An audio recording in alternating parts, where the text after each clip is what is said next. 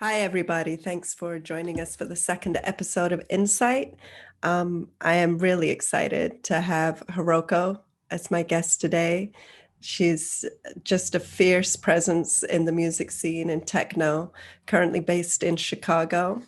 Um, from Japan originally, her heritage, and she's played all over the world, Berlin, Ibiza, Turkey, right? I think I talked to you one time when you were in Yeah, Turkey I touring. had I had a layover there.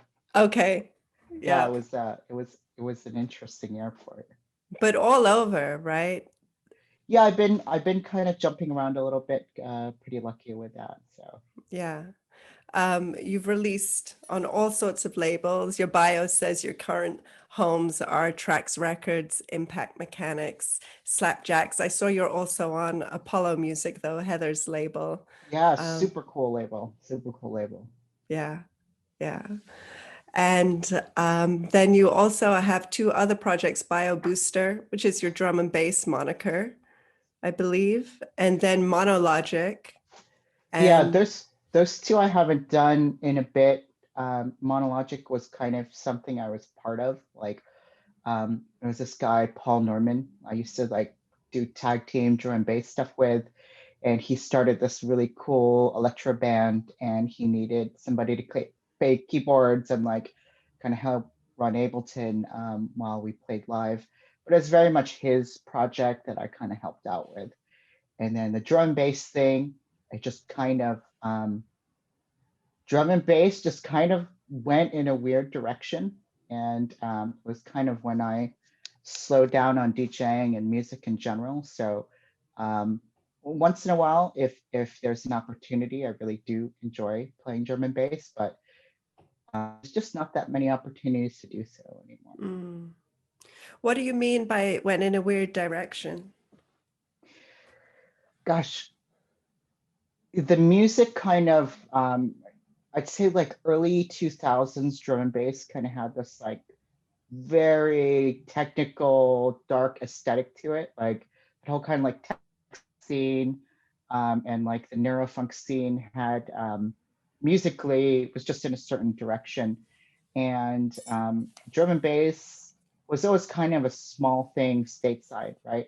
It's like genuinely a kind of British export, right? And I think that was part of my attraction to it. It was very like is super cool and super unique. And kind of growing up in Chicago, everything is house here. So drum and bass was kind of like, it felt like the rebellious music to be into.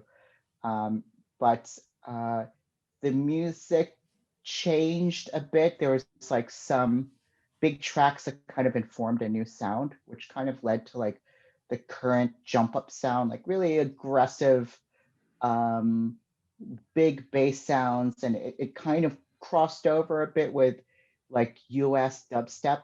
It's like the difference I'd say with like UK dubstep and US dubstep, right? There's this like dubby element and funky element that got replaced by this like very aggressive element, and the crowds changed with that, the scene changed with that, and um, the attendance also just kind of just dropped off at some point, right? And I think it. Did you ever come to any of the like the Bass by the Pound shows and like rotation shows in Chicago? If I'm really honest with you, I couldn't tell you. I Okay, went to a ton of shows and sure. my memory is not the greatest. I don't remember what a lot of them were, but I'm definitely familiar with Bass by the Pound.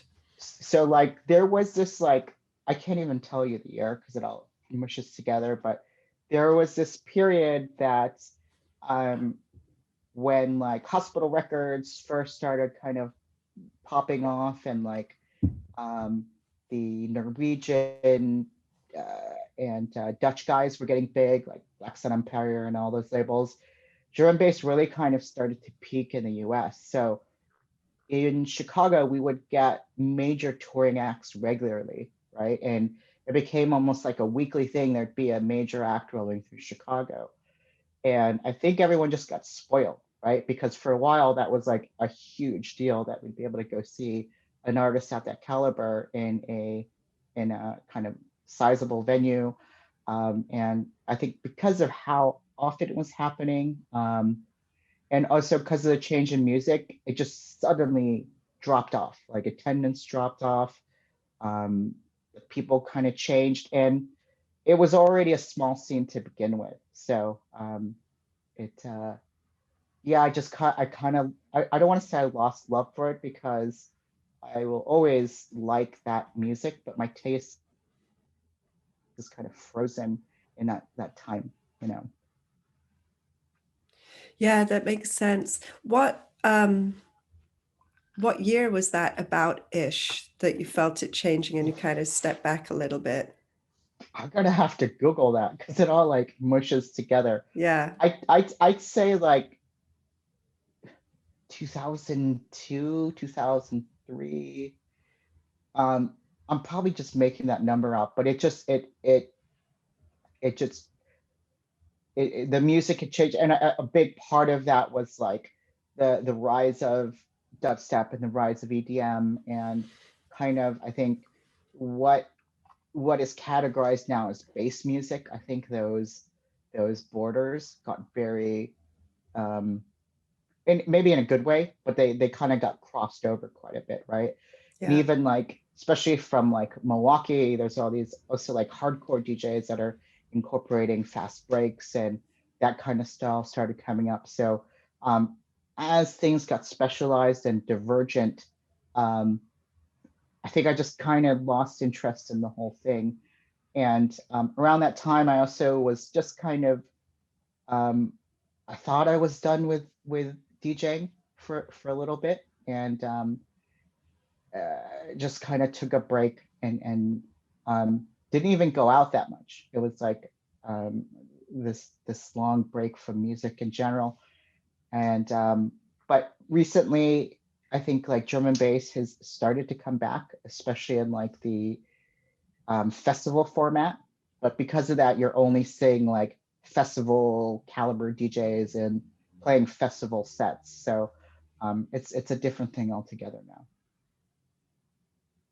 Yeah. And we see that across the genres, right? Not just with drum and bass, but and that's why I was asking about the year, because there was that whole shift towards EDM too, with the house um, and just electronic music scene in general around that time. I think we all felt this big shift. Um, as I think America embraced the fact that electronic music could be commercialized. That's what And it it felt like to me. That and in England, it had been embraced from the beginning that sure. electronic music would be their commercial music, and America kind of embraced hip hop in the 80s, right? And rap. And then suddenly in the 2000s, it was like, oh, we can make money off this at some point. Um, and it kind of all went weird and then started finding its feet again quite a I bit think later. I think it's also like I'm sure you can speak on this as well, but like after kind of the curve of the rave scene died off, right after raves became illegal in Chicago, and I'm sure that affected Wisconsin, although I think you guys kind of had an underground scene going a little bit longer, but things really dropped off in that way too. So as the music started getting further and further away from raves, like 6 years off from the last like proper rave party, um, the people that were attending them and the people that were putting these events on now maybe weren't coming from that background, right? So Right. um, it's always weird to run into people that like didn't come up through that because it's like it's a very unique thing, especially in the Midwest, right? Like Midwest raves were real special time and musically really influential for me and for just kind of the world in general. So um, yeah, once we started getting further away and these things started becoming just more club events, they kind of started taking on their own life. And um, yeah, I just didn't really fit into that, right? I was just kind of this raver kid, and so this like bougie EDM club atmosphere was just not really the thing for me. Can you speak a little bit about those glory rave days? What that was like for you? Was that when you came into DJing, and what was really magical about it? You know, it's Chicago especially, like we would have events with really high caliber talent every week, right? And really like insane spots with tons of like really high quality sound. And I started luckily DJing pretty early in the game. I can't even remember when, but it's I probably started DJing before I should have, right? Like I thought I knew what I was doing for quite a while until I realized like I really didn't know what I was doing. Like I had this like confidence in what I thought was correct mixing and phrasing and all these kind of technical skills that it took me a little while for me to listen to people's advice and being like, okay, yeah, that does sound off. Um, uh, but yeah, there Chicago was different than a lot of places because there was always a mixture of different genres at every party, right? I think the promoters here, and I think Wisconsin as well, made sure there was like a hardcore DJ, a house DJ, a techno DJ, or some kind of derivative of that. And I was lucky enough to see a lot of the innovators early on, and so um, that kind of helped me inform my musical choices and whatnot. So um, plus it was just like this cool illegal thing to do and be bad on the weekends, right? And like sneak out of the house. So um, yeah, I wouldn't trade that for anything. I was just talking to some friends about that. Like, yeah, now we have these DJs in the game that never went to a rave, right? Just because of, yeah, understandably, they weren't around. They weren't born yet even when some of this stuff was going on. So it's a totally different take on underground music, right? Because that connotation and that association isn't there. So um, it's still valid, right? It's still an interesting perspective, but it's different. And it's hard to relate to somebody where you can't be like, remember when we used to go to this shady venue and with X promoter that was such a jerk or whatever funny story there was. Um, uh, those those folks are becoming less and less, as we grow maybe away from things and responsibilities start to take us away from um, music and stuff like that. But I'm still hanging in there. How important do you think it is to preserve that aspect of our culture in a way that it's getting passed on to the newer people who are coming into it and weren't around? I kind of go back and forth with like, when I was young, hearing people talk about what it was like in their day and how that really wasn't very impactful, right? It was just, no, Right. we're doing our thing and our thing's awesome. And you just don't understand how awesome Sure. it is. Sure. Um, and yet at the same time, what you're describing is where all of this sprang from. It's the roots of it. So I kind of go like, how much should I make that part of my thing to try and educate the people who I'm promoting to as a Right. promoter, and how much do we just let it be and let them do their thing?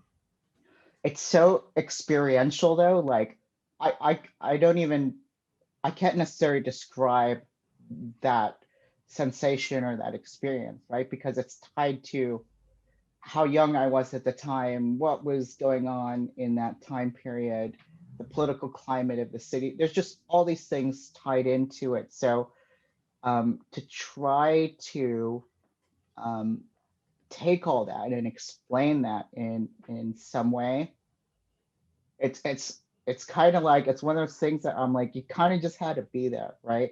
And so the best that I can do is kind of decide that the most I can do is take that musical information and kind of be a byproduct of that, right? And that's kind of informed what I do when I DJ and the music that I play.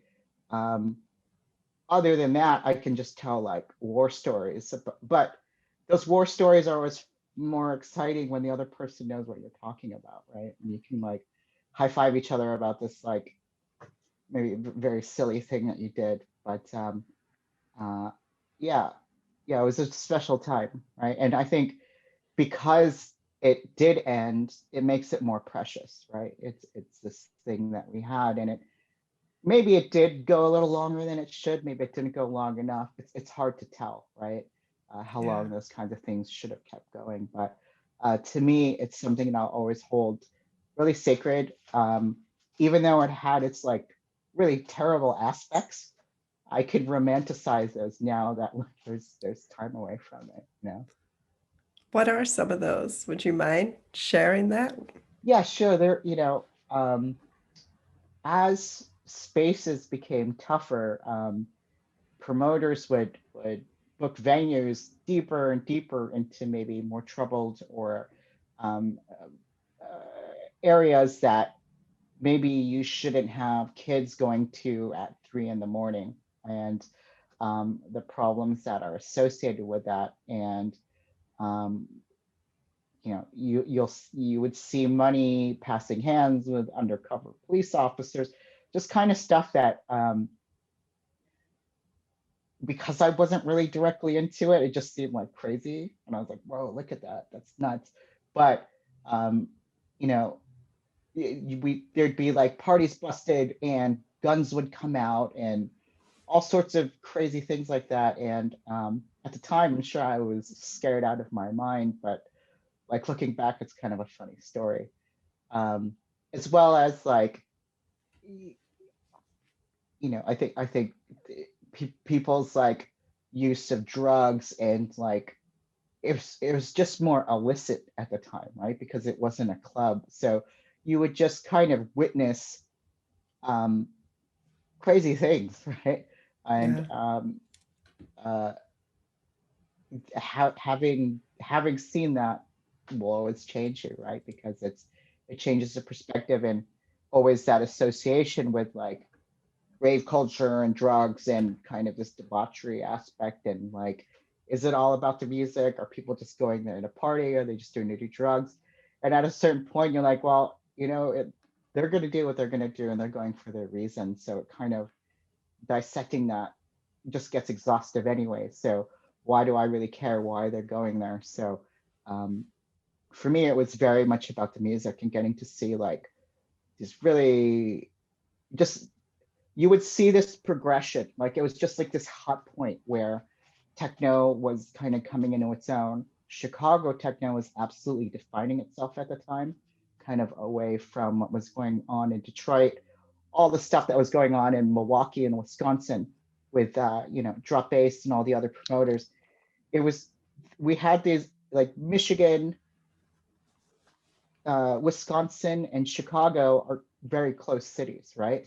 And a lot of us would go between cities on the weekends, but they couldn't be more diverse at the same time, right? Like, um, so I'll always put Midwest raves up against any other scenes that were going on at the time. I know New York and LA was kind of claim the mantle, but I think the magic that was going on between Wisconsin, I'll even throw Minnesota in there actually. Minnesota was part of that. So, and they're all really unique with unique ideas. And I think you still see like the lineage of a lot of those promoters and DJs, right? And those crews still. So um yeah, I'm sorry, I'm totally on a tangent there. All Stop. good. Oh, absolutely. We're all about that Midwest influence and impact, and it's really real still. It's still Chicago, Minnesota, and I'd like to see more from Wisconsin. Um, But isn't it surprising that it's still kind of generally a lot of the same people, right? And Amazing. that's what is always impressed me about the people that came out of the Midwest, like anybody that I know that has really decided that they were going to do this, right? They were going to work in music and kind of commit and present themselves. Almost everybody I've known has kind of gained at least the tier of success that they aspired to, right? You know, there's always like everyone wants like the Michael Jordan level of whatever, and we're all dreamers. But I've it's been exciting to see people on the Midwest really kind of do well for themselves, if not career-wise, at least like music impact and like kind of historic impact and things. So um, yeah, super cool, super cool. Yeah. What's that been like for you? Because you've had really, if we look at what you've achieved, you're doing a lot, you've done a lot with DJing. How has that unfolded for you? Did it start in your drum and bass days that you began touring the world? And Yeah, I think drum and bass was already kind of the small thing, right? And um, because of like the internet, I was lucky enough to hook up with some promoters on the coast, Star Eyes at the time was doing Bass Crew, so I used to go out there and play for them. And Diesel Boy was doing his Platinum Night in Philly. It was kind of just a small group.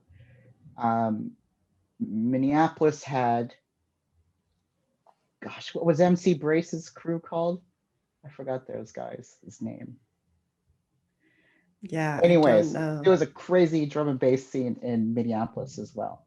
And then, of course, Milwaukee with the drop bass team and the other DJs there. So kind of limited amounts of shows, but it was plenty for me, right? I was very excited and honored to do that. But then I kind of took this hiatus for music, and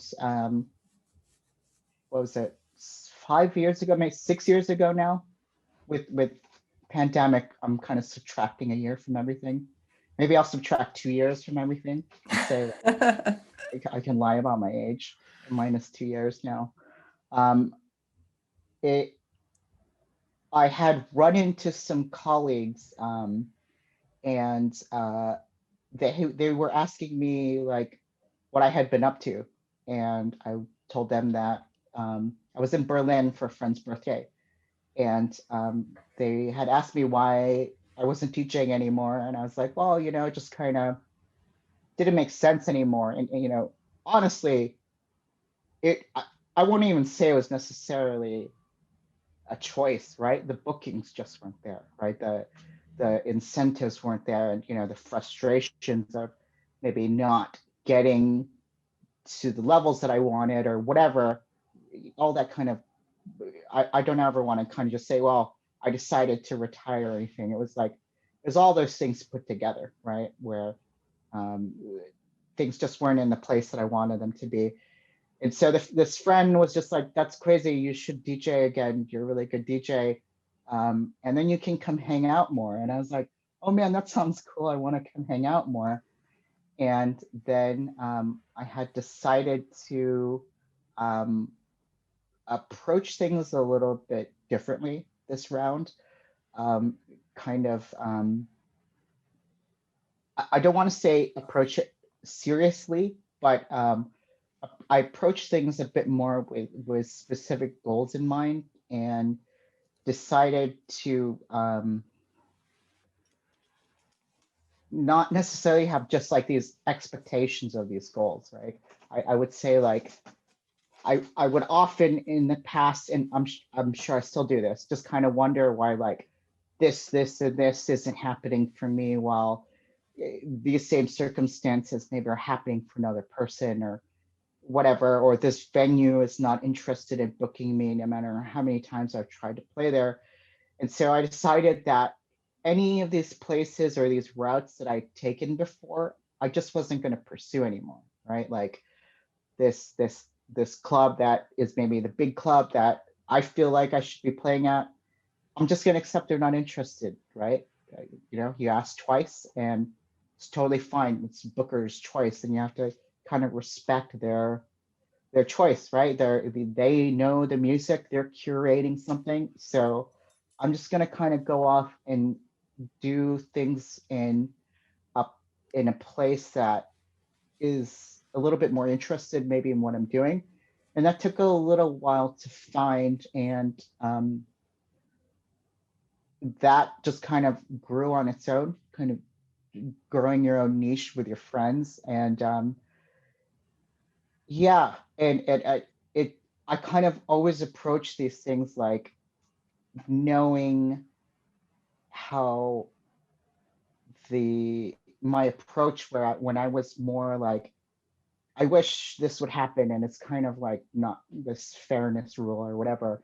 I would equivocate like I've got this many tracks on this label. That means I should be playing this thing or whatever, and none of that means anything, right? In a venue or a gig, the people that are attending are the ones that are dictating, right?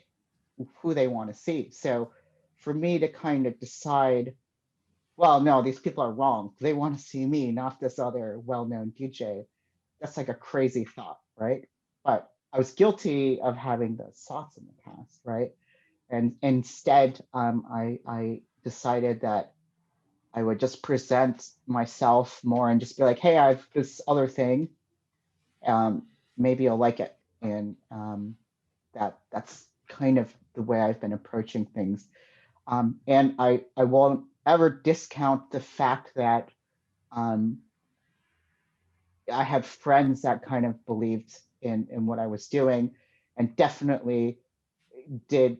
I don't want to say favors, but you know, your immediate circle and those people that are supporting you make all the difference at the time, right? So um, those friends that I used to go to raves with or worked at a record shop when we were kids, they happen to be big time DJs now, you know, playing at um, various shows. Some artists that I helped kind of produce some of their early music on, they're now doing these major things. So they then were familiar with me and familiar with the music I was doing. So it definitely helped in those ways too. So I don't want to discount. That's always a factor, right? Like there's always a degree of nepotism in anything.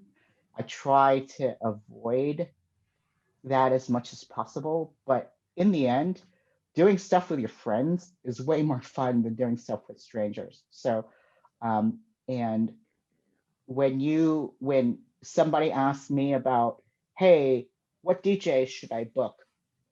I don't necessarily suggest a friend because they're my friend. I'm just super familiar with what they're doing and I know they can pull it off, right?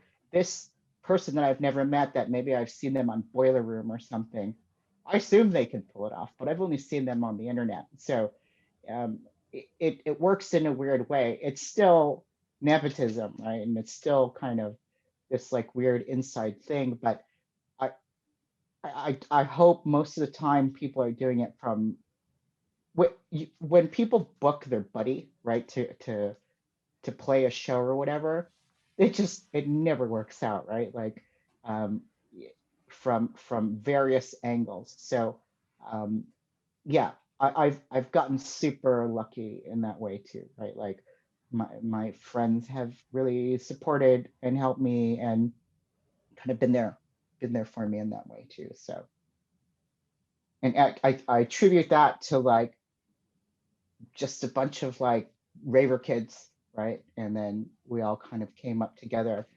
and they're still going. Yeah. Yeah. It's interesting because you can take that out to um, where we call it networking. Right. And it's really commonly accepted that networking in music and business and anything is really an important factor to success, and that it's totally cool to have those relationships. And a lot of the industry depends on those relationships. When we start talking about management and agencies, it's all about that. And then, of course, the roots of what we do, parties and rave culture, was all about, hey, I mean, that's how I started, just with friends. Hey, let's get together and throw a It's a party. party, right? Let's have a good Like time together. 25 people, we were Right. doing a weekly in this little space, and that's how it started of like, oh, I'm throwing parties. And it was all about friends who appreciated what each other were doing musically and wanted to play music together and put each other on. And so even if it's a friendship hookup, business friendship hookup, if there's not the quality there, it doesn't work out. Absolutely. It doesn't work out. That person has to be a really good DJ as well, or a really good producer as Sure. well, in order for that to have any longevity. Usually, most of the time. I mean, there's always those rare cases where you're like, that shouldn't be happening. Like if But you vouched for somebody and you're like, this person's awesome, and they show up to play at something and they don't deliver, that looks bad on you, right? Or mhm. so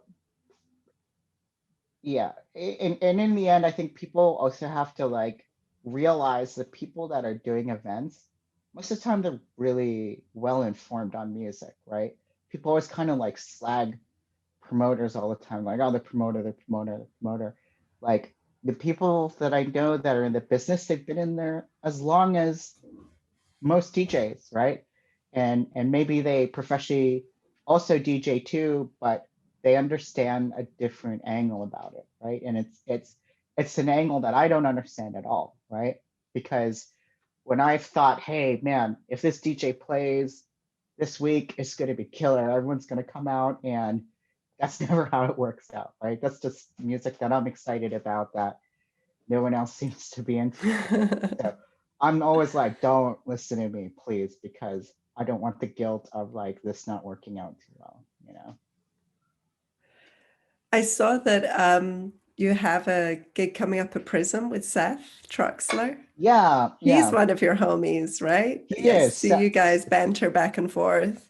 Yeah, Seth is a really amazing human. Yeah, that gig was kind of one of those. I know you and I were kind of talking last month about things opening up, and April was a little earlier than I was anticipating to do things, right? But with the vaccine rollout where it is in Chicago, and kind of where cases are, I think I'm comfortable with it. And Prism is now run. One of my friends does operations there, this guy Lawrence, and he's the guy that kind of put on a lot of the drive-through parties. Is it called drive-through? Drive-in parties Drive-in, over yeah. the summer, and kind of saw what a tight operation he was running, and really kind of rule enforcement, safety enforcement, and knowing that he is the one kind of running that, and I'm comfortable doing so. But it's always one of those things where like, what if something does happen, right? And you kind of always running through this dread scenario. But we'll see, and eh, playing with Seth is always a treat because he's such an amazing DJ and kind of cool human being. How did you guys become friends? Well, it's a crazy story. I'll have to edit this one a little bit, I but had a like feeling there might be a story there. Seth, That's what I was so like, Seth used to work at this record store in Detroit when he was like, God, he must have been like 13 or 14. He was way too young to be working, right? So there's this kid that worked at this record store in Detroit, and he actually carried one of our Monologic records and was really into it. And uh, then I just kind of remembered him from then. And then later, um, I think I ran into him through a friend, Kate Simcoe in Chicago. And we just kind of was like, was that you? Blah, blah, blah. And then one of my best friend, actually, this guy, Brian Franzen in Chicago, is really good friends with Seth. And so when Seth was, I think he was here with the Antwoord or something, some crazy tour. cool. We went to go hang out and kind of chatted again. And he's just this kind of wild person. And so I had known that he was really successful in all these kinds of things. So I kind of stood back and we didn't really talk much. And then Seth was actually one of the people that really kind of pushed me to start DJing again. And I was like, oh, that's super nice of him to say. But I think when we really became friends, I went to Fabric in London, like I think it was like 5 or 6 years ago, and Seth is playing. It's like sold out room 2, and he looks out in the crowd and just gets out from behind the turntables. And he's like, "Oh my gosh, this ramen place opened in Chicago." And I was like, when like people are trying to take pictures with him, and he's just like flipping through his phone. He's like, "You got to go to this place, right?" And usually people give me terrible ramen recommendations, right? They're like, "Oh, this place is the best place in the world." And so it was like my pleasure to like shit on the recommendation and be like, "Oh, that was terrible. Your palate is terrible." But this place is really good. And I was like, "Whoa, Seth knows his food." And after that, we kind of just started talking more after that. And yeah, he's just really. Seth is like always the example I'll give of the Midwest raver kid, right? He was this kid that worked in a record store in Detroit. I'd see him at the drop bass parties. He was just this like, he was the embodiment of raver, but like a child, right? Like, so his education of Midwest sound was so young and it's just crazy to see that happen to someone that's like 13, right?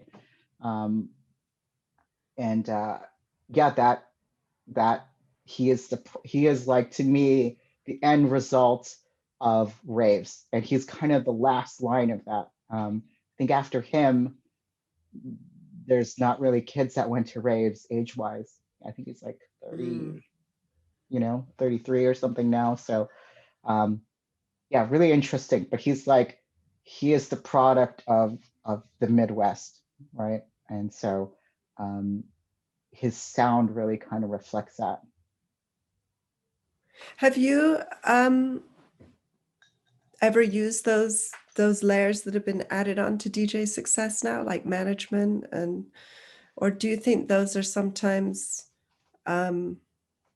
really necessary to get past certain barriers to success, or do you think that they can be bypassed?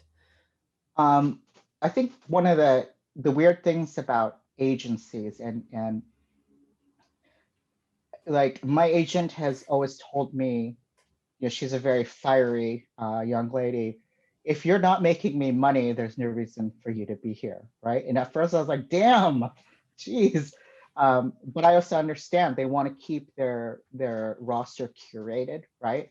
And if I'm not, so it's almost like a reversal. So for me to even get into an agency that I was happy with, I had to have consistent bookings, and I had to have a certain amount of international interest for them to be like, hey, I can make money off you, right? But then at a certain time, then an agent can't generate interest on an artist necessarily, right? Basically, most agents, they're just kind of sending out an email, right, to Yeah. various, hey, such and such is going to be touring, or hey, there's a cool, sexy picture of this DJ, you should book them. And they have these releases. But I'm sure you, as a promoter, like you got hundreds of those, right? So, Yeah, and I've got a filter on my email, yeah, so they it's all get it's sent to a folder. right, and it's how do you choose if you've never seen a name, even just like name recognition, right? Yeah. Are you that person that's going to be like, yeah, I'm going to give this person $2,000 and help sponsor their touring visa, right? It's just, it's this, it's like a vicious cycle, right? So, like I happen to just luck out. The person that's my agent now happened to just be at a show that I was playing, right? And she was like, yo, you got to get on the roster. And I thought she was joking. I was like, oh, is this person serious? And my friend's like, yeah, she's really cool, blah, blah, blah. I was like, sweet. but I had been with agencies before that will remain nameless that they just don't do anything because you are on this agency with these superstars, right, that are bringing in 80% of their income. Right. What are they going to do pulling 20% of your fees? It's nothing then, right? So they're going to, even if there's interest in you, most of the time they're going to upsell to the next artist, right? So Yep. um, in the end, agencies just kind of facilitate, right? And sometimes that even gets in the way because there is an additional booking fee, or they're going to try to like sell this promoter some other artist on the roster, and promoter gets a bad taste in their mouth, or like you're rude to do that or whatever. So um, and then as far as like management, I had management is a weird thing because management is there if you have something you need to manage, right? So if there, if you don't, if my plate isn't so filled with things that I can't tell the difference on, or I think might be a bad move or a good move, or um, I'm definitely not at that point. So, you know, and some folks really kind of just need a babysitter too, right? Luckily, I'm in some control of my life. I mean, a bunch of it, but the people that I know that have heavy layers of management, they kind of need them there because they they need some assistance with things. But those things cost a lot of money, Yeah. and a lot of these PR companies actually run management companies as well. And I had been approached with what are called like 360 contracts, where there is just a fee that is taken off of everything, like every transaction, kind of social medias go through them, all these various things. And when I was speaking to these folks, we just kind of realized like no one's going to make money here if we do this, right? Like, um, this will push this fee into this kind of expensive range, which is already like minuscule. So how much work are you going to put into this for this 20% or whatever? So yeah, man, it would be cool to need to have a manager, right? To have all these like crazy things going on. But luckily I'm not at that point. Agency is good for like, if there's no interest, it's very hard for an agent to kind of drum that up, right? You'll see that like there's lots of artists, especially in maybe different genres, that will buy ad space, right? Or they'll buy articles about themselves, right? You'll see this DJ kind of just pop out on this like magazine article that really sounds like they wrote it themselves. And that's an unfortunate aspect of it too, right? Yeah. You can kind of pay for this stuff, but really I've never seen that go anywhere. I can't think of a single case that I've seen like people that buy like Beatport plays and use these services, like it just never works out. And it's pretty obvious when things are like, hey, I had 1 million Spotify plays in this day, and they're posting it, and it's this person's first release. And sure, maybe it's a great song, but mathematically, it just doesn't add up, right? And if that's how they feel like they need to promote themselves, I think that's fine. Use whatever digital tools you need to, but the people that are putting events on or doing whatever, they're pretty smart, right? I think, I think there's just this kind of like notion that artists sometimes think they're just like outsmarting this game, and artists are a small piece of it, right? They're a very important piece of it, but um, yeah, there are people that they do this for a living. They absolutely know. They know what is works. They know what is tasteful. They know what's proper. Um, and I'd say sometimes artists are so embedded into their niche or their genre or whatever. So it's hard to really tell kind of what's going on in the real world sometimes, because you're so like in your little corner and you and your friends are patting each other on the back all the time, like, yeah, killing it, you're doing so great. And then you go out into the real world and everyone's like, you know, you're making my ears hurt or something. Yeah, we need that feedback. I was talking to someone else about this recently that, I'm all for and about creating a more equitable world and music industry, right? So having more women DJs has been, and providing support for women DJs has been something that became really important to me over the last few years, well, 10 years. But I also feel like sometimes that goes too far. I shouldn't say too far, but sometimes we become, um, or I will sense that there's a lack of that feedback of like, oh yeah, you know, that really kind of I sucks. had a burp. All good. So what do you So like like, criticizing yeah, like critic critical feedback has yeah, become more difficult to do because we've entered into this realm of where we so want to shift things and support and bring sure, people up that it's almost gone too like that's all we should be doing is right, supporting and things like constructive criticism or critical feedback, um, or someone's just saying to you, especially if they're not of your gender, maybe, um, yeah, that sucks, um, has become more difficult. And I know for me, some of that stuff that I experienced when I was learning, early 2000s, late 90s, was really important. But I don't know that it's as readily available now. Do you it's sense that at all?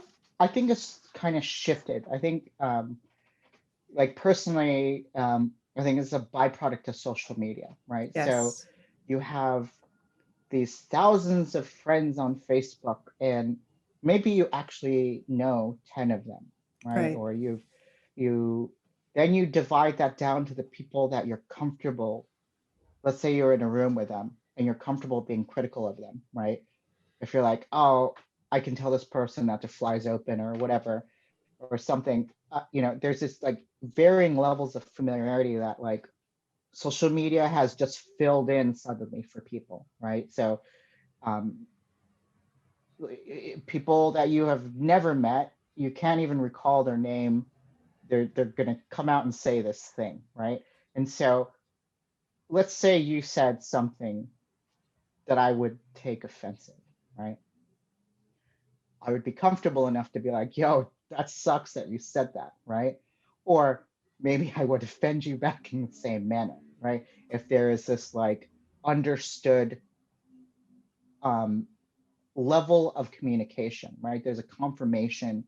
And part of this is like being empathetic, right? You know this person's comfort level, you know what you can say to them, right? And but you take something like Facebook, and then the stranger is saying this thing, and maybe they feel like they know you because they relate to your something you posted or whatever, or you've been Facebook friends with them for 10 years, right? Um, so you know,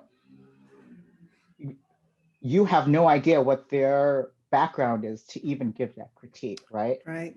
What is their qualification and why are they even saying this? Why do they have to? So my assumption when people do that is like, hey, they want to fight with me, and so I'm going to go all in on that. But I think it's just people have interfaced with social media differently, right?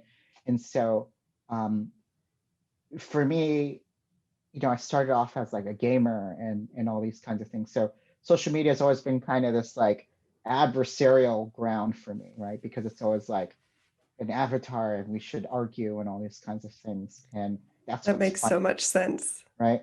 And like, you know, you remember how like these like BBS boards used to be, right? Like, you know, we used to be on these like internet bulletin board services. And Yeah. most of the time, like you're you're saying horrible stuff to each other, right? But the difference was on those BBSs, most of those people knew each other, right? So Yeah. we would actually see each other the next week. And so you said that crazy thing to me, I'm gonna be like, what was that all about? Or like, there is this different conversation, and there's consequence then, right?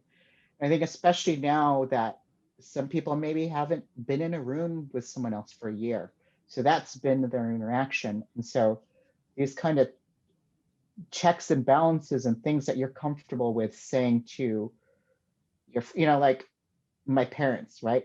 I could love nobody more than my parents, but I've probably said some of the worst things that have ever come out of my mouth to them due to that familiarity, right? So Yeah. it's like, am I proud of it? Are they good things? No, like terrible, horrible things that a kid would say, right? And maybe I still say things that are off, but it's that familiarity that kind of makes that come out, right? And like I also know that they're gonna love me no matter what. So that comes out there. And so when you're on the internet and there's a social media and this kind of critique, and it's out there for everyone else to read and everyone else to digest and everyone else to maybe misinterpret, you can't put in a sentence the background behind what you're saying, right? And explain maybe your familiarity with this person. And maybe that's why, someone is making an obscene joke, maybe on a post of yours, right? But this is your best friend from grade school and you guys say this stuff together all the time in person. But the internet's going to see this obscene joke and be like, this is a terrible thing to say to a woman, right? And so the I think people have to kind of just ground themselves once in a while and understand that there's different levels of relationship and different levels of like, maybe I do want this person's harsh critique, right? But it's also like, what are the signals for that, right? And most of the time, you're going to ask, right? I'm going to say, hey, and nowadays maybe you have to say, no, for real though, like actually tell me where there's a problem, and you set that up in a different way. And sometimes you don't know the person well enough to ask them for that critique, Yeah. right? Like it's like people will send me stuff all day. Like I know I complain about this on Facebook, but like the first 100 demos people send me to listen to, like I'm gonna actually listen to them. But like, bro, I don't know you. I don't think this is a genre of music I enjoy. I'm not gonna listen to the demo. And it's no slight on you, and it's not me being like, I just, what are either of us going to get out of me telling you like this is whatever? I don't know you well enough to even say anything negative, right? Or sit there and critique this. So it's like I think these spaces of, I'm sorry, this is so long-winded, but like these spaces that happens, like like if I go to someone else's studio and they're listening to something and I know them and they ask me, I'm going to be like, well, this sounds off, right? And sometimes we insult each other. They're like, you're so stupid, I can't believe you said that, blah blah blah, and they explain it and I'm like, you're right, I'm totally wrong, I heard that wrong. But like there's not many people that I would say like, god, that sounds wrong, because like music is subjective, DJing Mm-hmm. is subjective, Mm-hmm. you know. Sometimes like I thought I had this great set and people are like, what was up with you that night, you seemed tired, and I was like, yeah, well, that's an insult. um so yeah, it's anytime somebody does something that's like, let's say it's a painting or a flyer or a song or a mix, like you don't know their sensitivities about that issue. And I think it's important to recognize that. But it's also, you have to recognize that you are putting this on the World Wide Web for consumption. Yeah. So um, most of the people that are going to listen to this are people you've never met, right? So there's a step you take where um, people are always, I post weird things on the internet all the time, and people are always like, was that about me? And I'm like, do you think, let's do the numbers, right? Do you think I posted this for the people I don't know, or did I post this for the very few people that I'm actually friends with on this platform? So you, once you put it out there, it's kind of opening yourself up to that, right? Um, but at the same time, if you're going to really critique somebody, they're asking for a lot then, right?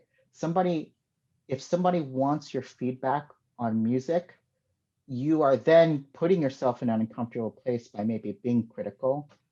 You're really having to think about this, and maybe you're wrong too, right? Maybe just you heard things a certain way. Some music sounds great some days, and some days it sounds like trash, right? Just like you can't, there's no like rule on that stuff. So um, yeah, I guess there's no good answer for that. It depends on the individual and what they're comfortable with. And if you just don't know them, then my general answer is like, I'm not going to do this. I don't know you, right? Yeah, Because um, it's an unfamiliar situation, and there's generational differences, right? And cultural differences on how people speak to each other and how they like being spoken to, and the cues that I pick up from people about maybe what they're comfortable with or what they like or whatever, you lose all that behind a keyboard. So um, definitely. yeah, it's best just not to do it unless like someone really asks, right? And half the time people are giving advice, in especially negative advice, without thinking it's actually advice. They're doing it for other reasons, right? To either antagonize, to impress somebody, or to um, just be proud of this joke or whatever, you know? So even the negative critiques, I don't really even get upset about unless they're like really a challenging critique, like someone is like really um, they're really like putting it out there to the point like we might fight or something, you know. But Yeah, that's really the only time that I read that. And um, I would say having your own, if you are a musician of any way or an artist in any way, you likely already have that group, right? That your friends or your colleagues that you can ask this, right? And if you cannot, you're better off just paying a professional then to get that critique, right? Because then they're going to really listen to it, being like, I'm paying you $200 to listen to this. I expect like actual professional time, you to use your real sound system. You know, there's costs associated with that. And there are people that do that, right? Like real sound engineers and producers that'll be like, you need to do this, this, and this is wrong, and this is out of bounds. And um, I think those services are out there and they should be utilized. that's a great point. What do you call that? Those services? I If think it's someone just like, wanted to look for it. it's just a producer, right? And I think there's this idea that um, people's time is disposable, right? Mm, Whether it's like coaching on something, and so you listening to this should be free. Yeah, if you're my friend, I'm not going to charge you for anything, right? Like I'll come help you fix your fridge. If you want me to DJ for you for an hour and you're my friend, I'm not going to charge you, right? That's crazy, right? Like I'll come change your flat if you need. Same thing. If you're comfortable enough and you have this already like exchange of ideas with somebody, no, probably you're not going to, they're not going to throw you a bill for it. But I think most producers, especially ones that maybe are in your wheelhouse for the sound, you can most of the time hire them. yeah. Um, Especially during this time, I know like, for instance, Drum Cell, he does these courses with people and they're one-on-one like consultations, and they're not necessarily about how to use Ableton and how to do this. They're really like breaking down and critiquing a track. And I think like he's one of those guys that's really great at doing that. And I think his students have had good results. Oh, that's amazing. Is that something he did before, or has that come out of this COVID time of finding other ways to generate revenue? Mo was always like the dude that everyone called. So he used to work for Mm. Native Instruments. So Oh, that's right. Yeah. we would always call him for help anyways. And then he also designs his own like reactor plugins with my friend Luis. So the dude's just kind of understanding of things is beyond most people I know. And because of that, he was always inundated, and he's got a lot of homies because he's a nice guy, right? So everyone is asking him for help all the time. And so I think part of that was, realistically, he had to put a gate on that, right? Or Yeah. he was the world's tech support after a while, right? And I think he did consultations in some way, but I think on COVID he kind of formalized that a little bit more, right? Yeah. Because it's Yeah, just that rude makes to call sense. somebody and be like, my stuff's not working, dude. And he's been doing that for all day, and maybe he's touring and all that kind of stuff. So I think at all levels, if you really like do care about the process, it's important to like make people feel valuable for their contribution. And sometimes that's money, right? Like, you spent this time helping me and you're not doing this thing because of it. The least that you could do is get paid for it. So, Yeah. and that's not necessarily that's on all pieces of it, right? Like, for instance, I send a lot of my music to get mixed down, right? Like, I'll do a general mix down myself, but there's some mistrust I have with myself. I've been DJing for years, so my ears aren't where they used to be. And there's just been so many times I've played something in a club versus my studio, and I'm like, oh my God, I can't believe this got put out this way. Um, that I pay people to do these kinds of various things that I know I'm not good at, and they're familiar with kind of how I want that product to be. Instead of like, I would spend days trying to wrestle mixing down a track or Yeah. mastering something myself, and I was like, fuck it, I just suck at this, right? Like, I can accept that.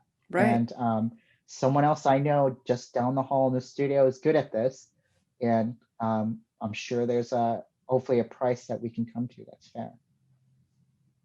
Yeah. Time is the big commodity, right? Um, you were just talking about social media, and I get such a kick out of your social media presence. Um, Thank you. Thank you. yeah. Um, do you want to share where people can find you at on social media? Uh, Sure. your meme queen of Instagram, which I Um, love. my Instagram is Hiroko __ Yamamura. It's I'm on the internet, on the computer all day, so I just post memes all the time. And it's people actually, early on, people were kind of giving me crap about it. They're like, why do you post this on your page or your artist page? And I was like, why is this an artist page? Why can't it actually just be a meme page instead, right? Like, people were criticizing me that it was some like um, marketing ploy, like, this is how you're getting a following and all of this. And I was like, if I post anything about music, I get like 2 likes, right? This is this is a meme page, and I can't run two Instagrams at once. So sometimes I'll post some events, and maybe a friend of mine will like it, and I'm like, oh, good going, congratulations. Yeah, it's solidly now just it's solidly memes. And yeah, you can just search my long ass name on the internet, and I think I'm close to the top of the hits on those. We'll see. I think there's another Hiroko Yamamura that's like a singer or something, but Yeah, you're pretty easy to find. And your Facebook too. As I mentioned earlier, we've seen these racial attacks, hate crimes against Asian people sure, lately in America. And I know how I feel about that, as people don't realize that I'm Asian, a different type of, sure. different part of the continent. But I just wonder how that is for you and your thoughts about that. Let me let the smoke clear the room real Yeah, quick. go ahead, girl. um, yeah, so as you and I were kind of talking personally about the issue with um, a focus on Asian violence and maybe kind of inequalities and things. it's a tough thing to wrestle with. I think being Asian and growing up mostly in America and predominantly kind of white suburban scenarios, there is kind of this like self-denial about that situation too, and sometimes you kind of you you it's a tough thing because there's so many other there's so many there's so much inequality in the world that it's sometimes difficult to think that you're part of that, right? And I would say that um, while there have always been incidents of kind of um, racism growing up, it was never, I think, at a point that um, it put me back as far as it can kind of put back other scenarios. So um, I, I, I, well, I think it's important to talk about it for me. I think it's not necessarily hampering me as much as it does other people. So it's you know, I don't want to say I feel bad talking about it, but I kind of do feel bad talking about it. But at the same time, you can't deny kind of this this this fog that's in the air, this heaviness in the air because of what's happening now. And in Chicago, especially, you know, there has been a, a, a spike in violence in general, right? And then you're starting to see that towards the Asian community. And I think the Asian community has very much tried to be like the model minority, right? So um, when you live in America and you look different, you know, people are always going to say, where are you from, right? And they're always going to kind of assume that you are not American citizen, right? And that conversation happens. So you kind of grow up never really feeling American, even though you're American. You're like this subset of American, and so you're American, but you know, Japanese, right? So there's always the but. You are born here. Your parents might be from here, but if you are Asian, most of the time you're American, but you're also, you know, people will be like, where are you from? And if you're like, I'm from Hinsdale, they're like, no, that's not what I meant, right? So Right. already that like additional bit of conversation. Um, do I think people mean harm by that? Not at all, right? It's just that's how things are. And um, the truth is, growing up, you also kind of participate in that a little bit, right? Where like you you you go through these stages where you do feel disconnected from American culture. So you kind of overtly sometimes tie yourself to your ethnicity and kind of culture and things like that, and find ways to differentiate yourself. And so um, it's you know, there's no Asian kid in America that hasn't been called names and kind of had squinty eyes made at them. It's just um, how much that affects people. I think we're starting to actually find out, because like it kind of seemed like a harmless joke for a long time, right? Like most of the time with my Asian friends, it rolls off their shoulder, right? And people say things or make like, oh, you ate the cat or something, you know, something like that. And we'll sometimes go along with a joke and yeah, and sometimes it's actually funny, right? But it's also like you have to understand then, going along with those jokes, which I am guilty of lots of times, and making the jokes myself to my other Asian friends, right? Um, it's always seemed inconsequential, right? And I think Right. we're starting to see now that like, yeah, that's not really a funny joke anymore, right? I thought it was funny a couple years ago, but now I'm starting to realize like there these words and actions have consequences. And now those consequences are starting to kind of come up as violence, right? And, you know, they've been directed by certain things happening politically as well, and kind of heightened because of that. But I'd say they were always happening too, right?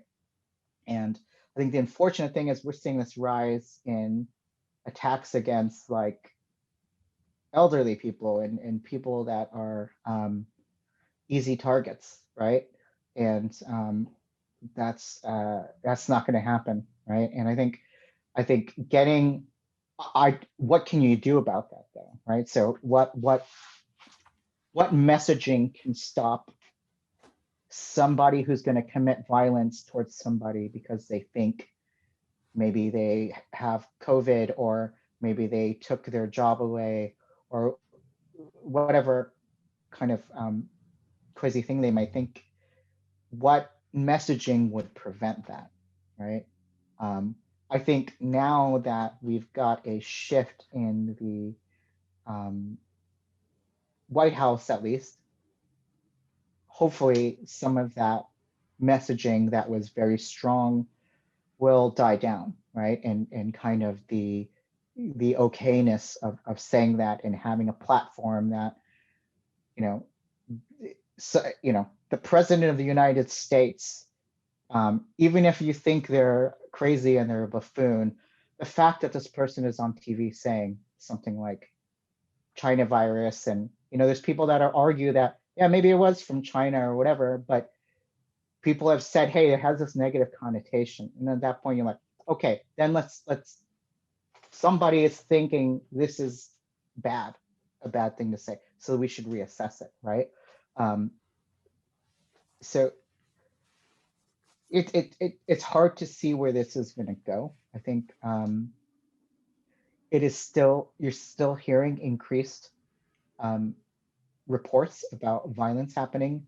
You're seeing the severity of the violence actually increase as well. But like, what what do you think is causing it? Like, you can't, it's one of those things I can't really put my finger on, right? And it's you're dealing, especially being Japanese in America, Japanese descent, you know, within my parents and grandparents' lifetime, you know, the Japanese were interned due to kind of wartime reasons, and, you know, weird things happened during wartime. And so they generationally, Japanese people living in America or kind of the continental states are used to that, right? And that was actually the law, and that was the rule, and that's how people are educated. So you can't necessarily fault people either, because that's what they were told was a fact, right? It was a fact that Japanese people are um, a bad race of people.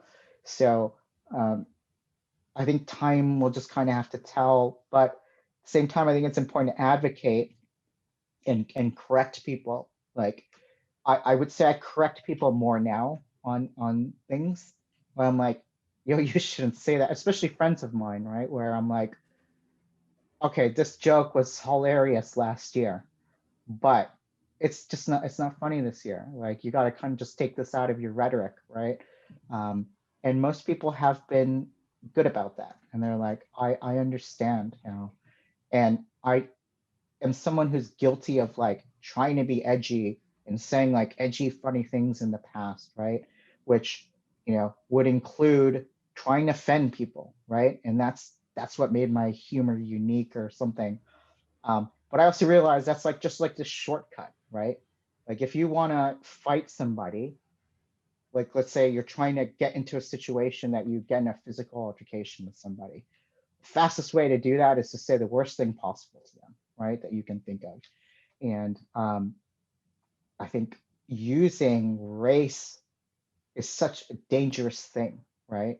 And I think using these kinds of words now, where um, on the internet, in these kind of like maybe video game environments, insulting each other all the time was standard, right? When I'm playing like Halo with friends, we're saying the worst possible things about each other's parents, right? Like your mother this and blah blah blah. That we're starting to learn now, because social media hasn't been around that long, right? That saying these things has these kind of continuing consequences. And I know people, Asian friends, that actually just don't feel safe right now, right? Yeah. They take extra precautions, um, or they like wear sunglasses and a mask so people can't really tell they're Asian in circumstances. And so like that's really made me kind of think, wow, this is something to really take seriously. Yeah. And as you were talking, that you brought up a really important point that just kind of crystallized for me. That oftentimes, with the jokes, the wit, the edginess, when we're amongst our own friends, there's that barometer we use of no one here is hurt. We're talking about our own race, Right. perhaps, and no one here is hurt. So what's the harm? And there wasn't really a measurable harm. But as you say, what's come to our awareness is somehow that permits it to spread, to be okay beyond that circle. And it does cause harm then when it's rippling out. And so it's so important, I think, as you said, to be willing to speak up to our friends. And also then we do find that usually there's a positive response, and that people are maybe already thinking about this, or already maybe not entirely comfortable on some level that they're saying Sure. that. And then that Like little like nudge reinforces that, yeah, okay, we're not going to do that I've anymore. had friends that felt genuinely pressured to sometimes go along with these jokes, right? Right. They're the only white person when we're out, and they're not included in the joke then. And so we're like, yo, you can't say that, dude, right? And then they understand. But sometimes like that joke, they say it and we all laugh, and then they go and tell that joke when we're not around with their other friends because they know they got a positive response off of it. And that's how that kind of like can stack and not feel wrong for them, right? They're like, Right. well, I said this with my Japanese friends and they all laughed, and so I'm going to use this joke next time I'm at this bar with maybe a different racial group or just a different group of people. So it's something that I'm trying to be personally more cognizant of, because even recently I've caught myself making some of these jokes to some of my Asian friends, right? And some of this is kind of self, you know, you you you feel like you're getting ahead of the joke then, right? If you're a part of it and you're making the joke on yourself, then it's too late for this other person to make the joke on you, Right. right? Which is a common way to cope with a situation, right? If you can kind of self-deprecate something that you're uncomfortable with, then you've gone through the motions of it, and then someone else saying it to you might have less of an effect, or you think that's what's going to happen, right? But um, I think that's a dangerous game to play then, right? Because then you're constantly thinking, well, I'm ahead of this, so this person's saying this about me. Sticks and stones can't break my bones, blah, blah, blah. And the problem is maybe they don't hurt you. That might be true. But because of maybe being okay with it, it precipitates that, right? So this person makes that joke in front of their kid or whoever, and they don't quite understand the context. And so it's like, again, you people can say what their intentions are, but you may not ever actually know what they are, right? The person who you think is your friend, maybe they really do have a chip against Asians, or who knows. So, and it could escalate to something violent. Maybe they had a past relationship that was really bad, and this person happened to be this race, and it stacks and stacks, and then they end up committing violence.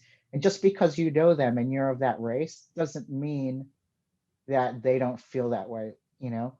And that's, it's complicated, right? Like you'll see Yeah, people who say like, well, I'm not racist, I have friends of X and X and X race, right? That doesn't necessarily mean anything, right? doesn't mean this anything at this all. person is just cool, right? And you're like, I like this person, and maybe you're making the exception to your racism in this circumstance, right? Or Yeah, whatever it might be. And so I I think it's one of those things that for me personally, like I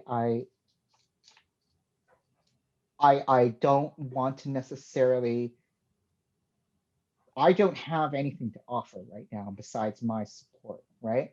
Like I've kind of thought about this and I'm like, what the fuck could I do, right? To kind of maybe help the community out, or have something that has, does something, right? That there's a positive effect.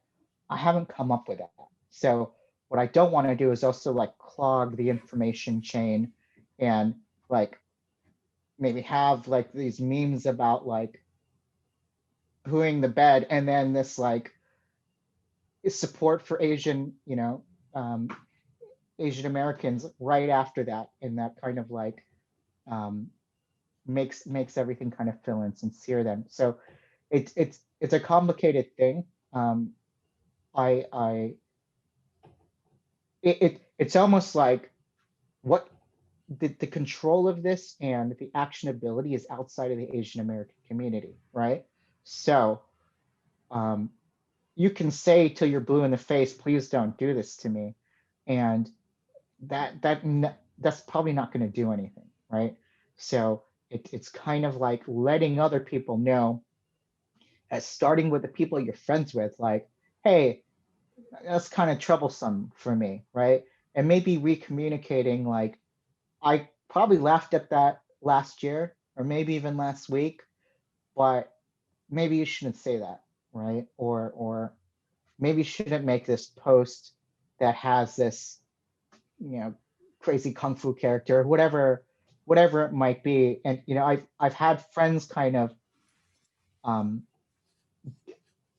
question me on why I was questioning maybe some of the content they were posting, right? That it was like this kind of like either hypersexualized or like exoticized Asian thing, or like this like weird kung fu adventure or something. Like one of the things that I was arguing with somebody about is like, and this was kind of for sake argument's sake, but like, people say Godzilla with like a Japanese accent, right? And they write it that way, but it was actually sold that way too, right? Like you could buy the box of Godzilla with the R and the L kind of interchanged, right? And the fact is, we in Japanese language, the R's and L's aren't distinguished, right? They're kind of the same sound. And if people point that out to me, I'm not necessarily offended, right? Like, because it's a fact that in our language, R's and L's, but it's really not that funny of a joke either, because you're just like, hey, here's this fact. And I kind of pointed out to them like, hey, you really shouldn't say this during this time, right? Because it's, God, what poor timing to kind of make like a joke on somebody's pronunciation.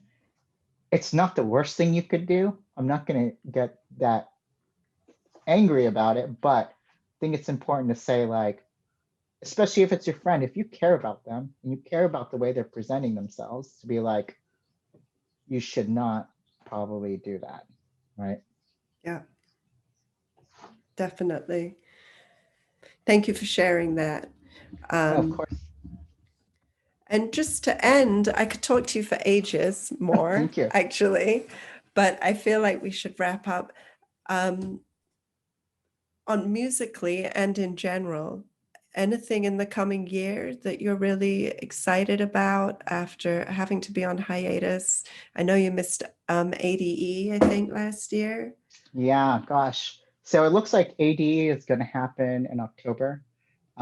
There's I don't have anything kind of solid in the books yet, but hopefully we'll get to visit Europe at least as tourists, right? And go and visit other countries. But Um, I think being able to travel to Europe by October with the way the numbers are going in Germany and Italy, they're not looking great right now, but we'll see. Um, Music wise, there's a couple releases coming up. Actually, next week I've got a new track on Planet E, called Craig's label. It's a compilation by this really amazing DJ Holographic. She's kind of like the new hope of Detroit, and she's just, if you've never checked her out, like she has everything I love about Detroit in one package. Like you couldn't have picked like better representation and skills in an individual. And so I'm super excited about her success. Um, Hopefully there's going to be some shows on the horizon. I don't know. It's one of those things that like I'm watching the news every day to decide whether or not this is a good idea or not. Some days I wake up and I'm like, screw it, I'm gonna go to Tulum and DJ this party, um, because I'm vaccinated and everyone else is doing it already.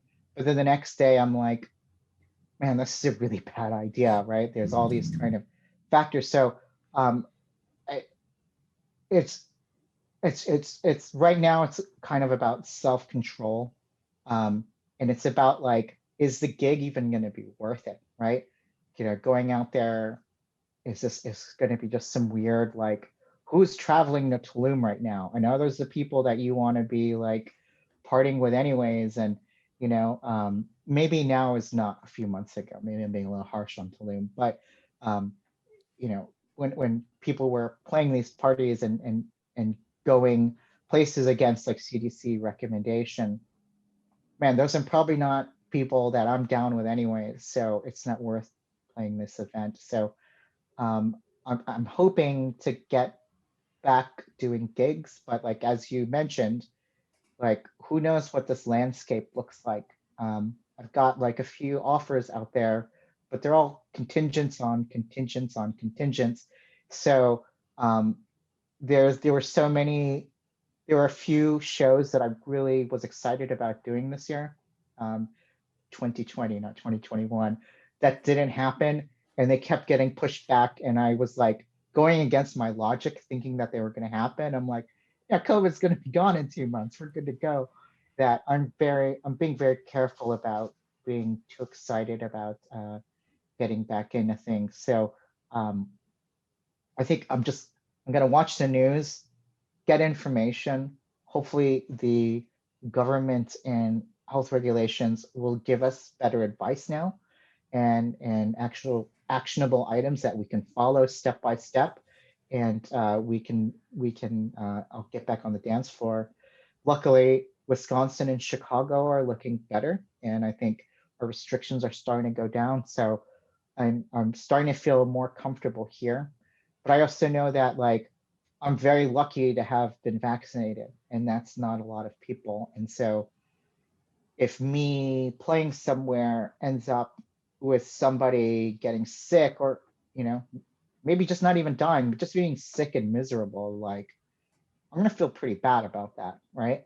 Yeah. Um, so uh, it's like day by day. So hopefully that stuff happens. And there's a few releases that I think are a little premature to mention, because I think the labels, they're very iffy about when release dates are too, because they of course want to maximize sales and maximize visibility.